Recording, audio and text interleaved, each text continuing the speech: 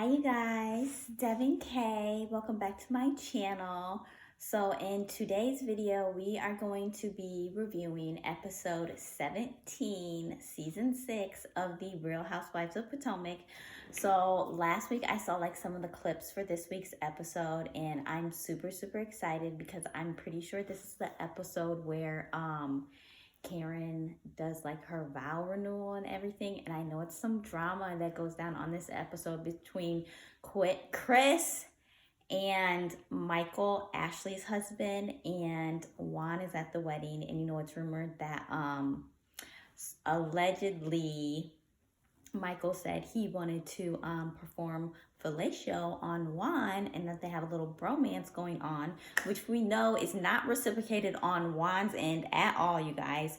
So I'm super excited for this episode. It's the last episode of the season before the reunion. And the reunion episodes are always super good and so juicy and filled with so much drama and shade. So you guys, let's get into this episode. And I hope you guys enjoy this episode and this review as much as I do.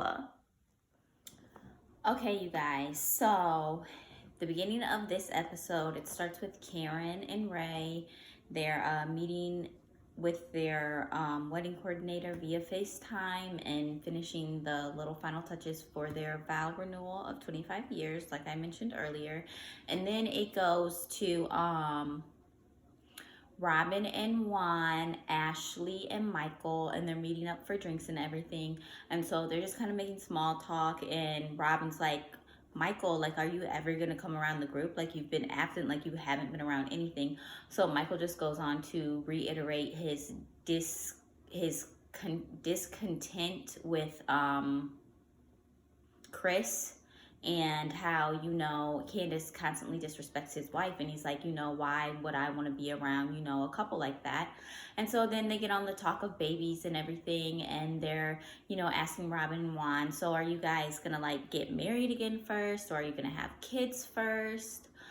So that's just kind of the beginning of the episode. So the episode's starting out really slow as of now. So I'm really curious as to how the rest of the episode will be progressing. So we shall see.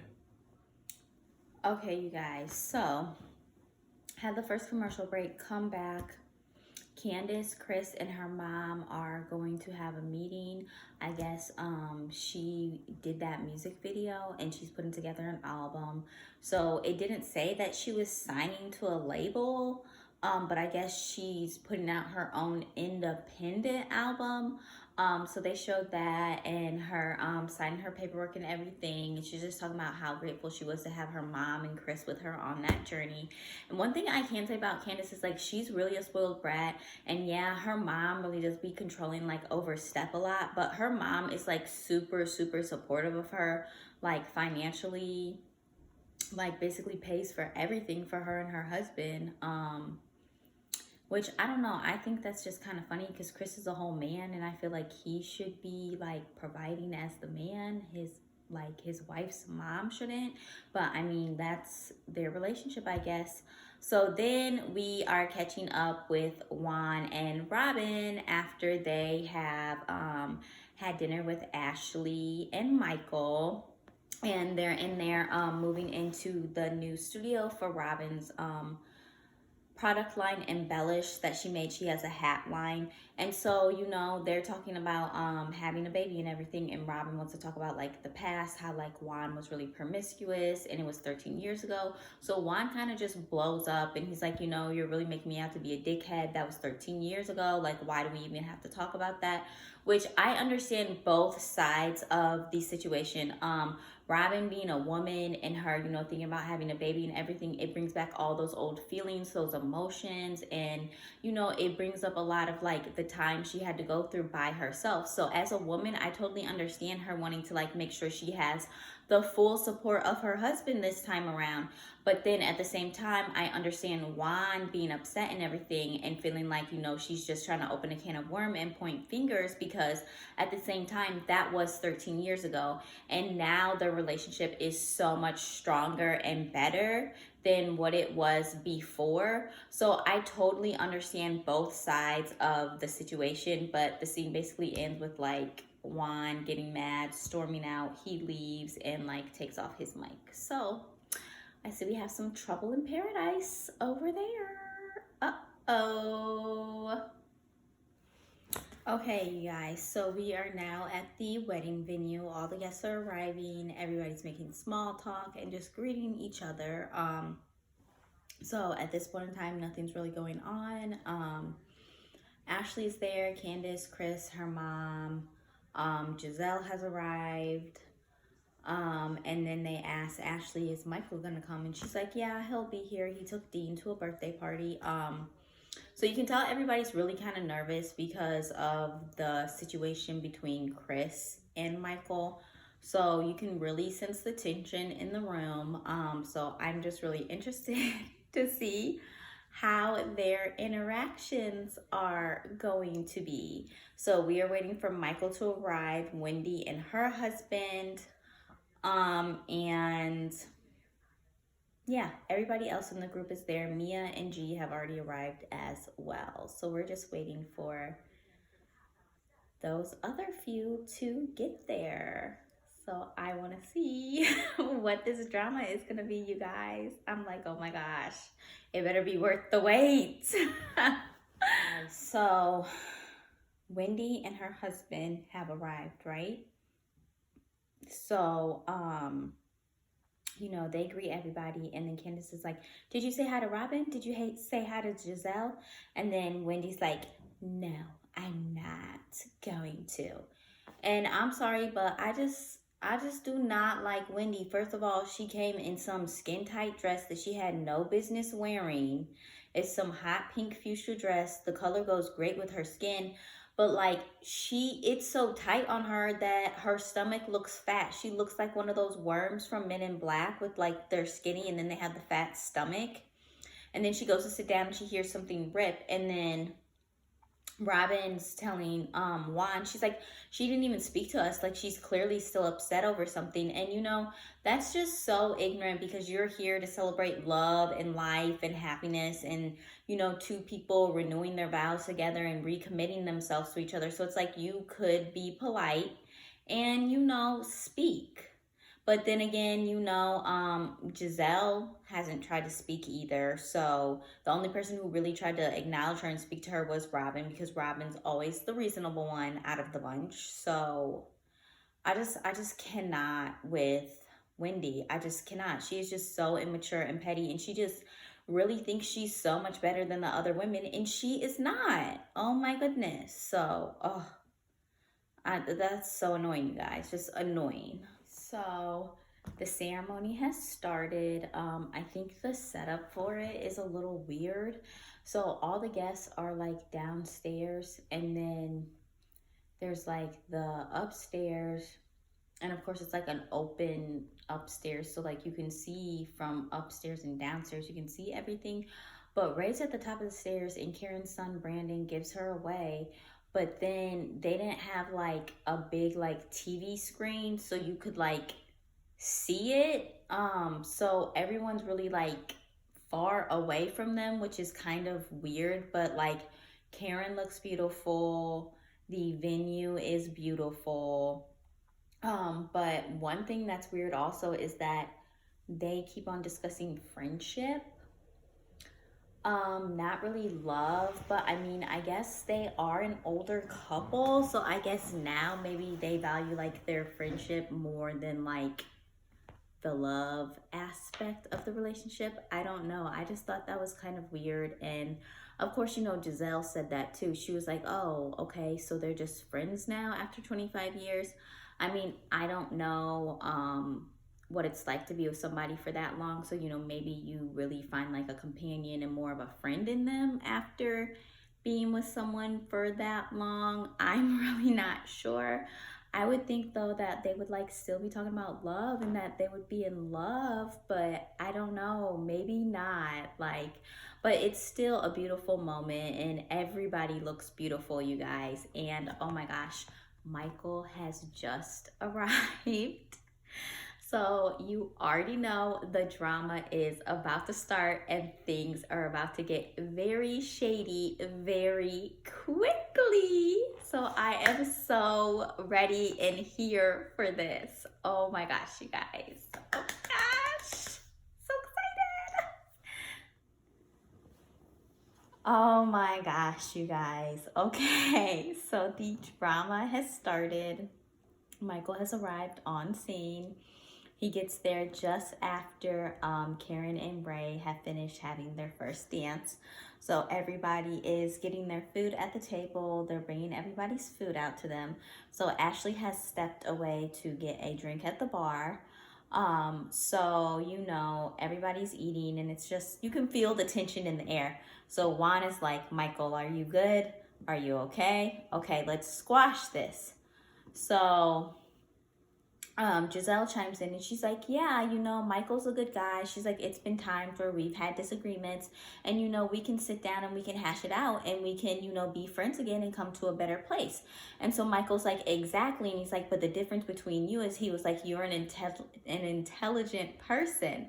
So he's like, so you can understand when you have flaws and, and where, I may be wrong, where you may be wrong, etc., etc. So then Chris goes, well, whatever happened with Robin and Juan the other day, that happened. And with the things that happened last year, he was like, man, I just want to squash it and tell you, like, I'm sorry. And so he's like, well, I don't like people being rude to my wife. And literally all Michael did was at the event, he had went up to Chris. I think he like put his hand on Chris or something and was like, bro, you need to get your wife. She's out of control. Like she's attacking my wife, which as Michael should have, because men should not get involved in women's drama unless it's your husband or your other half, coming to pull you out of that situation because you've just gone too far. But as far as Michael addressing Candace, he proceeded correctly. He went and found her husband, let her husband know what was going on, and was like, can you please step in and get your wife? Mind you, Candace had already pulled a knife on Ashley at this point. So Michael has every right to feel how he feels about Chris because Chris cannot control his wife. He cannot control his wife. So Chris was like, well, man, I just felt it was disrespectful how you came to me about it. No, Michael just kind of put his hand on him, around him, and was like, hey, bro, I need you to get your wife, as he should have. Chris should not be so sensitive, and I'm sorry, but I just feel like Chris is a bitch. Like, Chris is a straight up bitch. He lets Candace walk all over him. He's not a man in the situation. Like, sir, grow a pair and get your wife under control. So you guys, now this situation is escalating. People are starting to stand up at the table. Oh, Lord. And this is a wedding event. So this like drama and this extraness and just this toxicity and tension, it just really is not needed at this point. So Juan is trying to fix it, but you guys, I gotta finish watching the rest of the scene to see what is going on. Okay, so basically Michael's beef with Chris is that Chris isn't coming off and just being a man and being like, hey man, I'm sorry for how I conducted myself, because they just cut back to the scene a year ago when this happened and Chris was being a bitch. He literally, like, all Michael did was like put his hand on his shoulder, and Chris literally put his hand on Michael's chest and just pushed him and he pushed Michael for like a good 20 feet.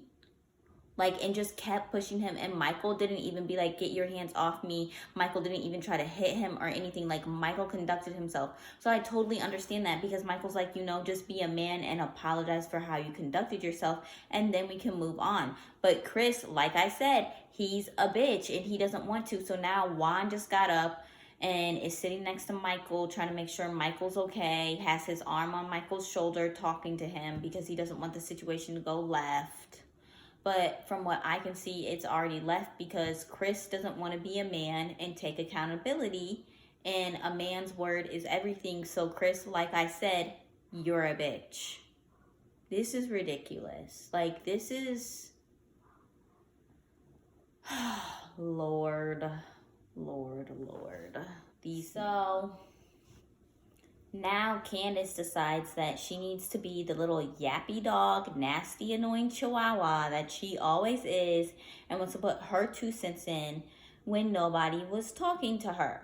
So Robin's like, okay, Michael, like, I understand you want Chris to apologize, but she's like, you have to apologize for what you did too. You know, we can't just put it all on Chris. Like, you both should just apologize to each other. And so Candace goes, I just can't. This is the whitest white privilege I have ever seen. And then Michael's like, excuse me, like, what? And Candace's like, I just can't. And so Michael's like, what is wrong with this woman? Like, Candace, you can't say that because you chose to marry a white man. You lay down with that man every night. That is the first face you see when you wake up. So Candace, you can't pull the white privilege card because guess what, baby? You're benefiting from Chris's white privilege as being his wife. So you are benefiting in society from Chris's white privilege. So Candace just needs to shut up. And I'm glad she walked away and left the situation, but I feel like her comments just made it escalate. As usual, because messy, yappy, chihuahua Candace always has to start the drama and make situations worse. She's just like Chris, doesn't want to take accountability and own up. I guess that's why they're perfect for each other, because they're both some bitches. Oh my God, you guys, I cannot. Okay, so Candace leaves, walks away, whatever, after she says her little messy drama. So then Chris is like, okay, well, all I'm trying to say is that I don't have a problem with you. And so he was like, okay, well, Michael's like, okay, well, I don't have a problem with you either. So then he's like, okay, so can we shake on it? And then just like, wait. From now on, she was like, you guys have to disagree. Nobody is going to respect each other's wives. She was like, we're going to let the ladies work it out amongst themselves. So they shake hands and they shake on it. And then Giselle and Robin are like, so can you guys hug? Chris and Michael, can you guys hug? And then he's like, no. And he's like, but Juan, I'll take a hug. So then Juan, of course, gives Michael a hug because, you know, Juan isn't gay. So like if Michael is being inappropriate and like saying and doing inappropriate things, you know, Juan is to when it gets to a certain point, I'm sure Juan will check him on it. But Juan, you can see, is a man. He's very secure in who he is. He's very secure in his sexuality. He's happy with Robin. So, you know, Juan doesn't really trip off that. But one thing I noticed though, when Juan went right back around the table and sat next back to Robin, it cuts to Michael and Michael winks at Juan. And I just thought that was so creepy. Like, and Giselle's like, I see that apology went quick because Michael really wanted a hug from Juan. Which I'm 100% there with you, Giselle. I peeped that. But oh my gosh, you guys, I really thought it was gonna be like more dramatic and like more drama, like a fight or something. Like how they cut these scenes to show you like the previews for like the next episode, they be like totally deceiving and leading you on. Like I really thought it was gonna be some like so much drama. So I literally have 7 minutes left in this episode, and like I don't know, this episode was just really slow. Like I thought there'd be more context to it, just because it's like the last episode of the season before the reunion. So let me see what happens in these last 7 minutes so I can let you guys know and give you the rundown. All right. So it cuts to Chris and Candace. Everybody else is like on the dance floor dancing.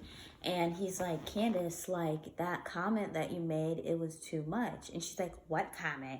And he's like, the white privilege comment, like that was over the top. He's like, I understand that you feel things in the moment, but he's like, that was not the time or the place to say it. He was like, you know, you could have said that after me and you were like done with the situation. Like, exactly, when you guys were at home alone, like you could have said like, oh, Michael's white privilege, like he just pays anybody off, he just does whatever he wants to do, blah blah blah.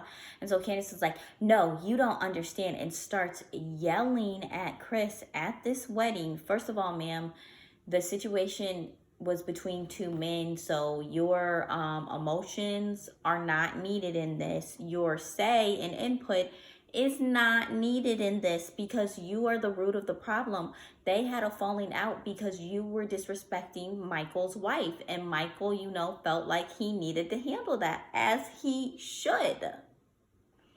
So she's like, that MFer thinks that everybody's just gonna bow down to him. Well, I'm not.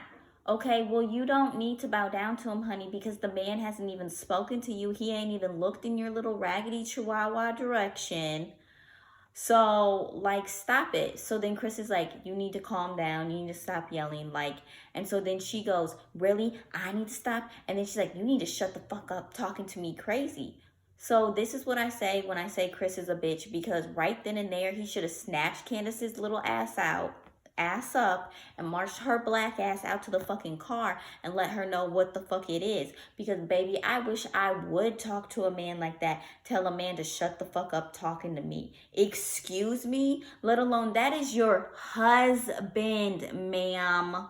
Your husband. That man is your lover, your provider, your protector, your best friend. That man literally bends over backwards for Candace, and she repeatedly disrespects him, talks to him crazy, but then again, he allows her to. So like I said, Chris is a bitch. That is pretty much the end of the episode. The last couple minutes, they just like tell what everybody, like how everybody's doing, you know, because it's the last episode of the season before the reunion. You guys, I'm super excited for the reunion because Nicki Minaj is hosting it. And I love Nicki. So I'm super excited for the reunion. Of course, you already know it's going to be like drama filled and everything. So I'm really looking forward to letting you guys know the rundown on that.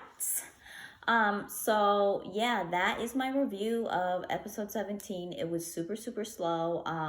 To me, the drama and the juice wasn't as good as they tried to hype it up to be, but hey, it is what it is, right, guys? So I hope you guys liked my genuine reactions, thoughts, and review, as well as recap of this episode of the Real Housewives of Potomac season 6, episode 17.